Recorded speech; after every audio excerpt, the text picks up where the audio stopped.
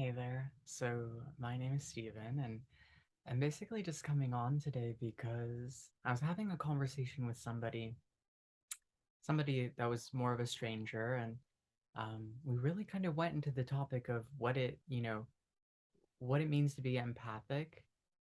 We talked a little bit about this person's experience with being empathic, but also kind of that feeling that like it can be a bit more of a challenge, more of a burden.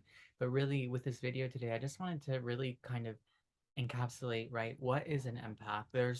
I feel like so many people try to define this, attempt to define this, but in a way miss a particular mark. But also, right, I really want to go into how can we start to learn to make that empathic quality a skill and a blessing instead of a curse? So, all things said, right, I'd like to just start with that question of what is an empath? And in essence, like an empath is someone who has the capacity to feel another person's emotions, right? You're able to pick up on somebody's emotional feelings. You're also able to pick up information from somebody's physical cues, face, body language, etc.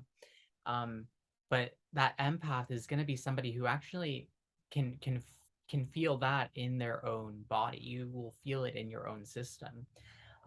Sometimes, if you're highly in tune and highly sensitive, you might even feel people's illnesses in your own body. Um, but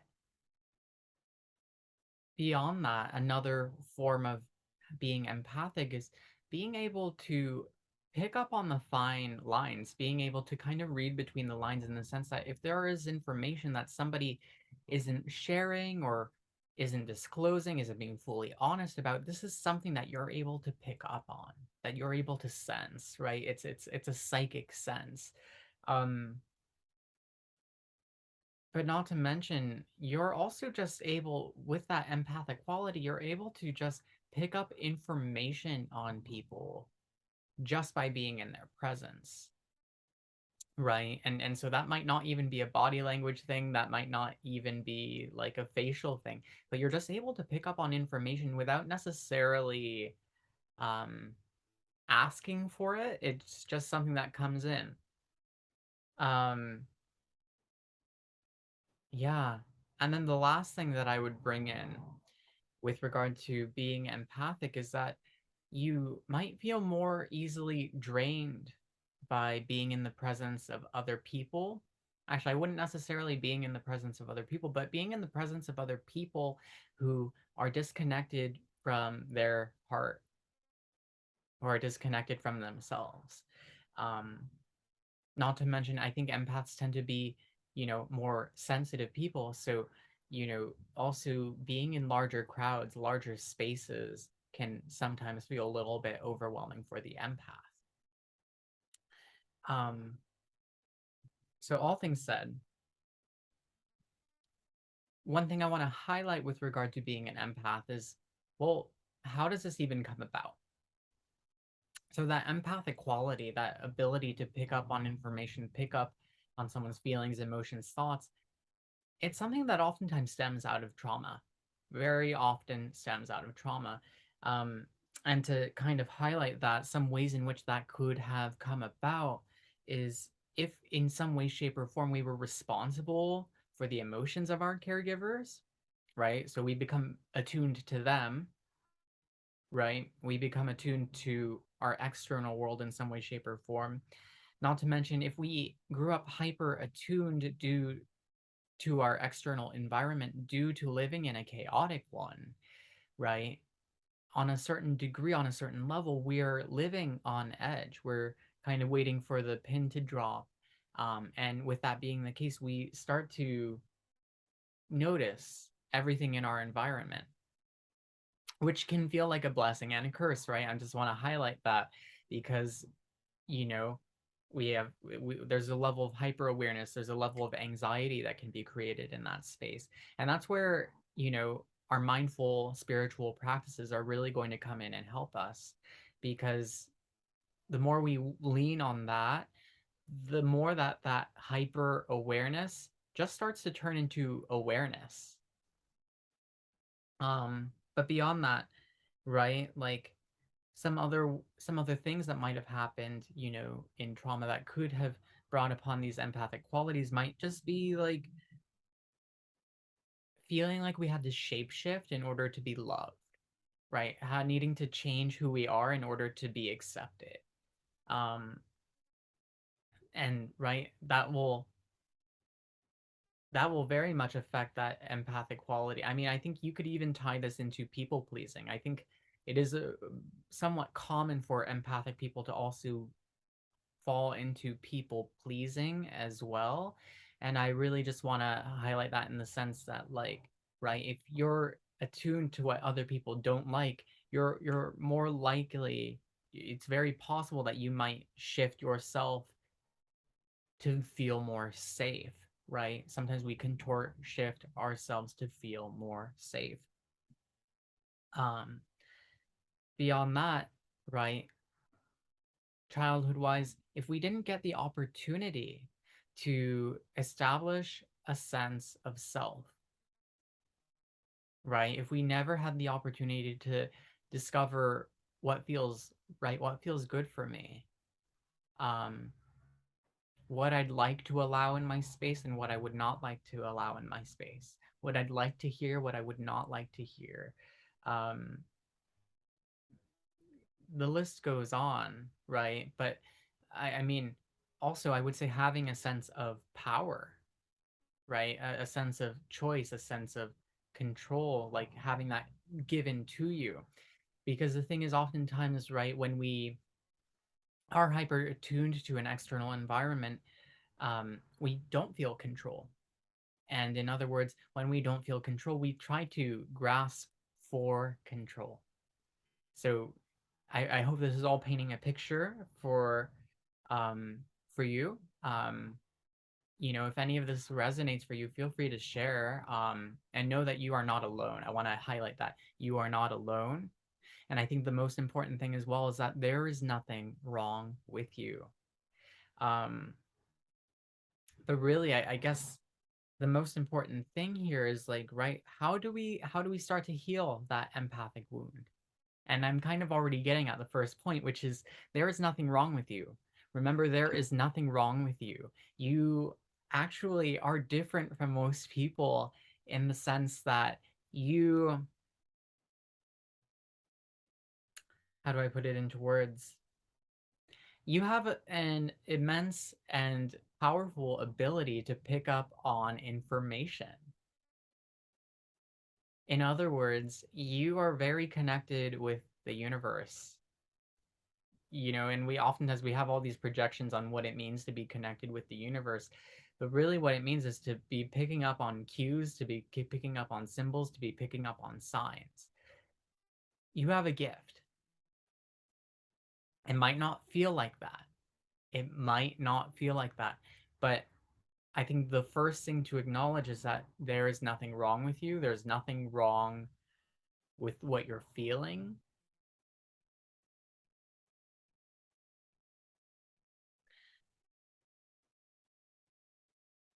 Yeah. Yeah, I think that that's going to be the most important thing to start with. But I think as far as the second thing here, like it's going to be starting to create energetic boundaries in your life. And so what are energetic boundaries? It really is a matter of feeling into your own energy. Um, and so I think some simple practices, some simple ways you can start to feel into your own energy is to clear your own energy more often, right? Because we are human beings, but we have an energetic field. We are picking up on the emotions, the sensations, the feelings and vibrations of other people, other beings, and, in whatever place we're in. And it's only through clearing that we can get a sense as to what it feels like to be in our own frame. So we can do this through smudging, right? We can smudge sage, we can smudge Palo Santo, but we can also um, how do I put it into words? We can also use sprays. I make sprays if you'd like. And in fact, if you are interested, you can reach out to me. I'd be happy to provide you with a clearing spray. Um, but beyond this, right, we can also do this. We can also maintain those energetic boundaries through the practice of visualization. Um, and that can be as simple as just imagining a bubble around me, protecting me, holding me as I'm, maybe even going out in public, or maybe when I'm at home at the end of the day, getting ready to go to sleep, you know? Um, but not to mention, I think the power of affirmation is a really powerful thing. It puts in these messages into our subconscious mind, and we can use those affirmations to, in essence, feel into ourselves. So simple affirmations like, I I release any thoughts, feelings, or emotions that are not my own. I allow myself to release the day. Um, I allow myself to come back to my center. These are just some examples of some affirmations that you can use to actually feel into yourself and to give yourself a moment for pause. Um, and so it's interesting. My next point here is to create personal boundaries. And I would say energetic and personal boundaries, that they're kind of they kind of come together in a way. There's some overlap here. But I mean, I think as far as personal boundaries are going to be around time, right? How much time are you giving to yourself? How much time are you spending actively with yourself and using time for actual self-care? I think this is going to be a really good question to ask because I think societally we're conditioned to distract ourselves. We're conditioned to do all the things before giving to ourselves.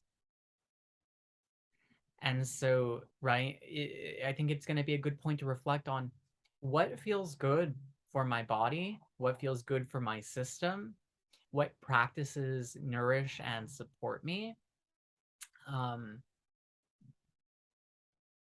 and in what way can I give this to myself regularly, right? Can I block off an hour, 2 hours a day for my own practices?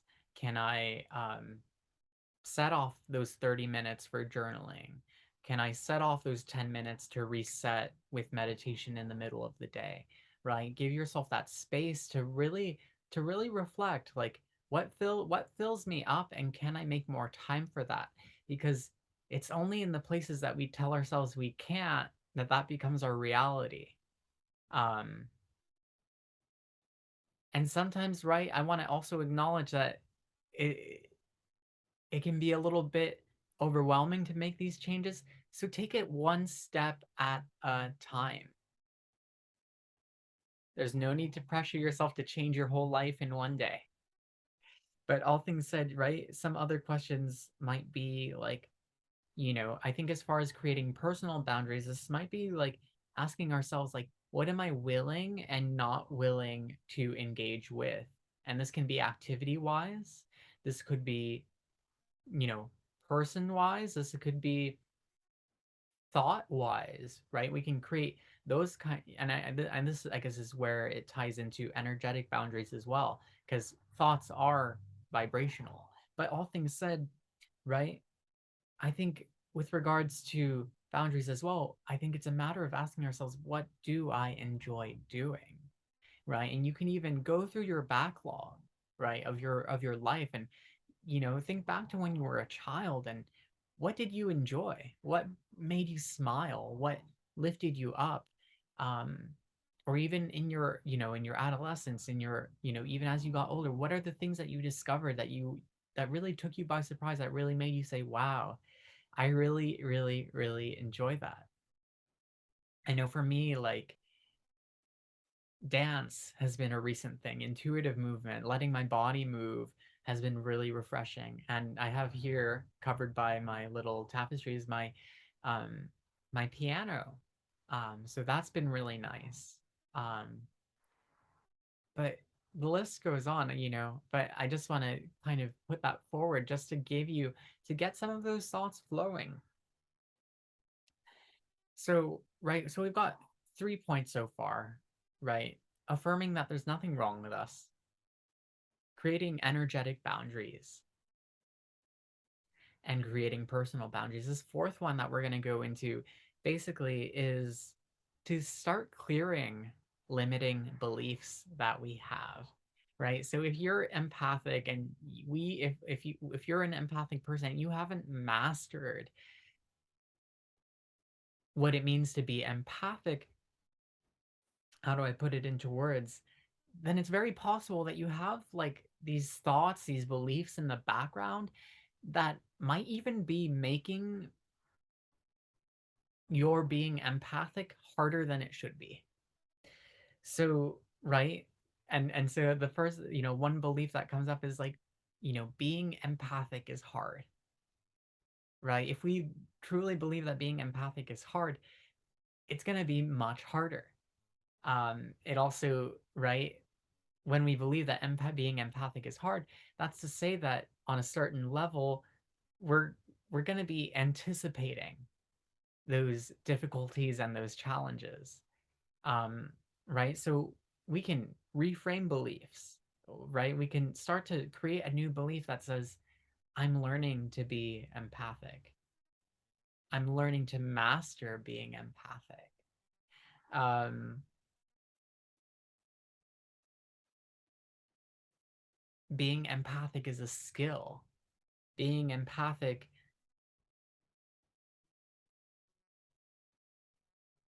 means I'm attuned, means I'm connected. So these are just some potential reframes for this.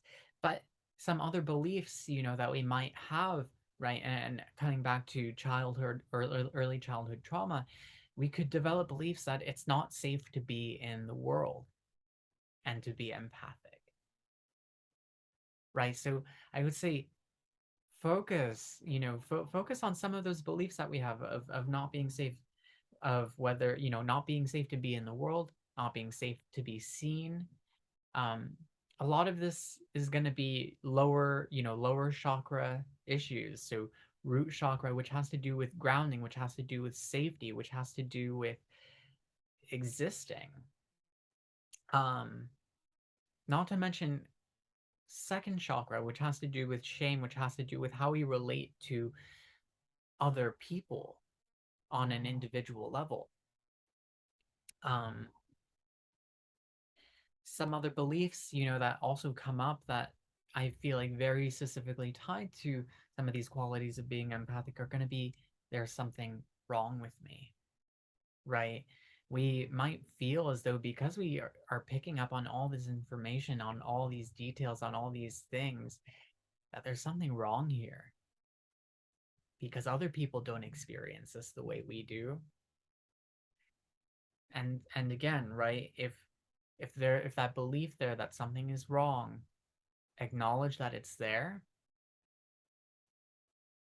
acknowledge when there's urgency to fix it, because that desire to fix, that desire to just change that is a pattern. And it's okay if it's a pattern. But I think the more that when we become aware of a pattern, when we become aware of even the destructive qualities of a pattern, it can it can start to become less and less in our lives. And with that, right, that semi-destructive pattern of feeling that there's something wrong and flawed with us that needs to be fixed urgently, it constricts our energy for one, and it really plays off of the vibration of self-hatred. And so again, there's nothing wrong with it if it's a part of our experience. But notice when that desire comes up, can you breathe through it? Can you put your hand on your heart? Can you remind yourself in that moment, there's nothing wrong with me? I'm feeling this desire to change myself. I'm feeling this desperation right now. and it's okay, right? But anyway, one last belief I'm gonna, bring forth, and I want to say there's a lot of beliefs. There's a lot of beliefs that we can have that I feel like would be really good to explore, and this is exactly the work that I do. If you feel in any way compelled to dive deeper into some of this belief work, reach out to me or find, put out the call to the universe for a mentor who's actually going to be able to lift you up and support you through the mastery, your own developing of mastery of your own inner world. Um, and last belief I want to just highlight is that I'm too sensitive, right? And I want to highlight with that last one, oftentimes this is a belief that we take on from other people, right? So if any way, shape, or form you were told when you were younger that you are too sensitive, it's very likely that you absorbed this. You absorbed this feeling, and you in some way, shape, or form started holding back what it is that you were feeling or experiencing. So that alone, right, it's going to be a good, juicy place to explore, because the moment where you stop believing that you are too sensitive is where you're actually going to start to embrace your connection with all that is. You're going to embrace your connection with nature. You're going to embrace your connection with yourself. And you will realize that in allowing yourself to feel your own sensitivity, you will also start to begin to experience more pleasure in your life. So, point number 5, right? So we're getting through some really good stuff actually, and I don't even know how long this has been, but the next point is to I put in kind of 2 points together, but it's to be compassionate with yourself and to surround yourself with people who can accurately see you. And I primarily put these 2 points together because, like, I feel like our capacity to be compassionate with ourselves is directly related to the people that are in our experience. Um, I think there's a saying, and it's that the universe is a mirror. And in essence, right, the way we interface with ourselves, the way we accept, accept interaction from ourselves is going to be a direct reflection of what we see externally. And so in essence, with this, I think it's really important, to practice, I think coming back to this realization that there's nothing wrong with us. And in being compassionate, realizing that it's in fact our experiences that have made us the people that we are in this precise moment. With that compassion, it's also going to be, learning and starting to make space for ourselves to soothe, comfort, hear, understand ourselves, right? To get patient with ourselves. It is a practice. It's not one that happens overnight, especially if we can self berate, judge, and ridicule ourselves.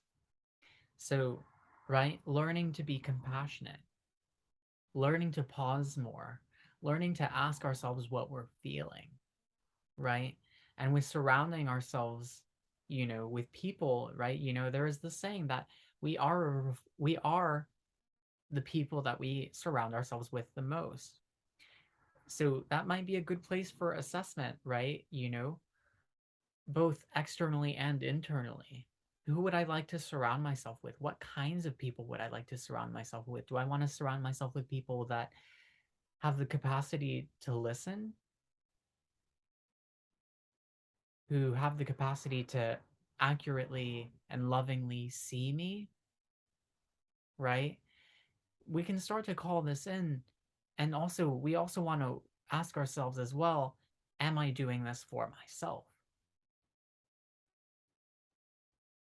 And so last point that I will leave just to wrap things up here is to ground your energy, to ground yourself by being in nature, right? And I think this also, it ties into that point on creating boundaries, creating personal and energetic boundaries, but right, making time to ground yourself in nature, to go to the beach, to go on that hike, um, to consciously imagine yourself grounding your energy, just or even just putting your feet on your lawn, right?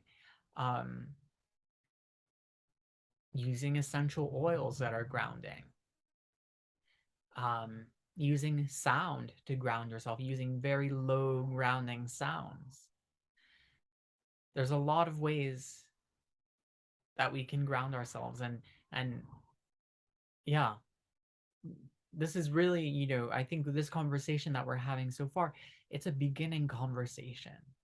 But if there's any point in, that I spoke about today that you would like to dive deeper into, let me know. I would love to hear from you. I would love to hear how this sits so far, what this is opening up for you, what insights this is bringing up for you. And in essence, feel free to give me a subscribe. You can follow me below. I'm Stephen Evans.